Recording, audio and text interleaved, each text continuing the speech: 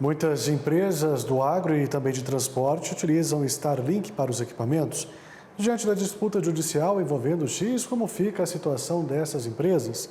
Assunto para o nosso colunista e doutor em Relações Internacionais, o Igor Lucena. Igor, seja bem-vindo, boa tarde para você, satisfação recebê-lo para falarmos de um assunto polêmico que tomou conta das redes, pelo menos até quando elas ainda funcionavam, né, para a gente poder discutir. Agora tem uma censura prévia aí nessa relação. Como que essas imposições do ministro Alexandre de Moraes sobre a plataforma X, que é o antigo Twitter, pode interferir nessa questão da Starlink aqui no país? Até então, ela oferece internet para toda a Amazônia e para parte ali do sudoeste do estado de Goiás, Rio Verde, toda aquela região ali, que é uma grande produtora de grãos, e claro, em outros espaços também. Como é que fica essa briga por aí? Boa tarde, bem-vindo. Boa tarde, é um prazer estar aqui com vocês. E o mais importante é que quando a Starlink teve aproximadamente 18 milhões de reais congelados das suas contas correntes, criou-se a possibilidade dela até ser bloqueada no Brasil, porque inicialmente ela disse que não iria assumir o bloqueio da plataforma X. Obviamente, ela mudou de opinião e disse que sim, vai aderir ao bloqueio, mas a gente não sabe como, de fato, a situação dela pode ficar se ela continuar a ser bloqueada nos seus valores. Isso pode impedir que ela, de fato, continue com seus serviços. E por que isso é importante?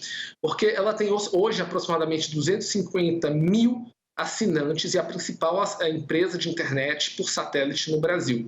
E justamente como você disse, nós temos hoje não só o setor agro que utiliza na produção e principalmente no uso de máquinas, colheitadeiras, semeadeiras, você tem empresas que utilizam para navegação de cabotagem, navegação de rios, e existe hoje, basicamente, nas regiões agrícolas mais difíceis e mais complexas, uma situação onde a Starlink é a grande provedora de soluções de internet.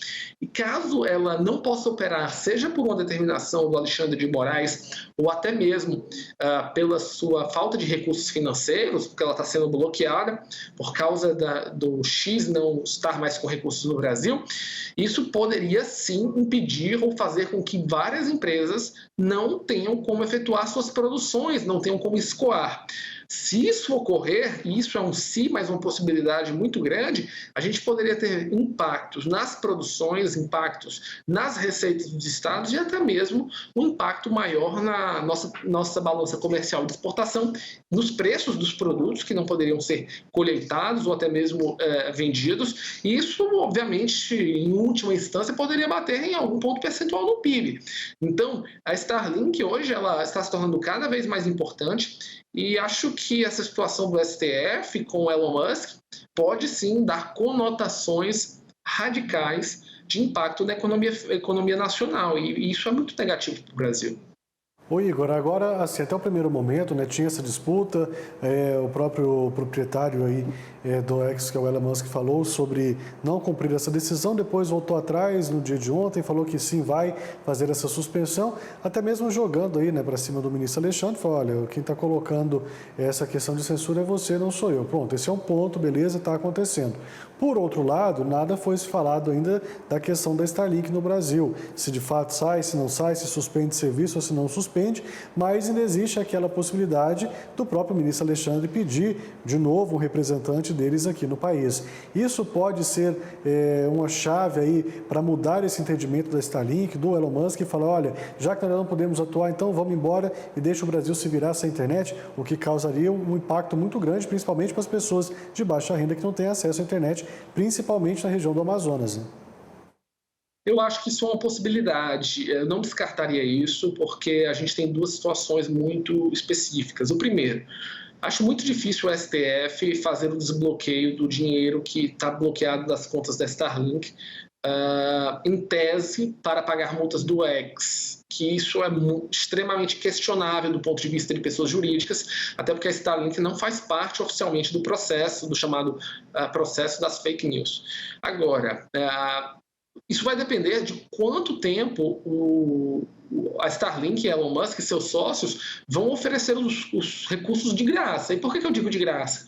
Porque por mais que as pessoas estejam pagando por esses serviços, o dinheiro não está chegando efetivamente na conta dos acionistas ou até mesmo para pagar as despesas de telecom, de amortização, de equipamentos e funcionários. Então, se não tiver um acordo específico sobre uma nova negociação sobre o X no Brasil, esses recursos vão continuar congelados. E a gente está falando hoje de 18 milhões de reais. Se novas multas forem aplicadas ao Twitter, esse valor pode chegar a 18, 20, 30, 50, e aí vai ficar muito difícil a manutenção desses serviços. Então, se o STF e o grupo empresarial do Elon Musk não chegarem a uma solução básica, dificilmente essa manutenção dos serviços sendo custeados pela matriz americana vai continuar. Acho que a gente tem que pensar muito bem que nenhuma empresa faz serviços de graça.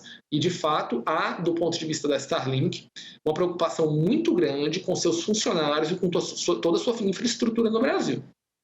Encerrarmos, Igor, o que nós podemos esperar então e como o nosso produtor pode se preparar aí para uma eventual perda de sinal também de internet, ter o seu produto, seu fornecimento de internet cortado aí nas propriedades, hein? Olha, a Starlink é a principal fornecedora, mas não é a única. Existem ainda 2 ou 3 empresas que operam no Brasil com internet via satélite.